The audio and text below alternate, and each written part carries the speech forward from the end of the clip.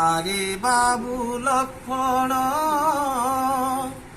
মোর সুলক্ষণী সীতা কেণিকি গলা।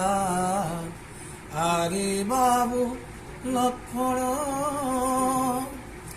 অন্তর করিকে পতর ঘররু, অন্তর করিকে পতর ঘররু মন্তর বা করি তাহাকু নেলা।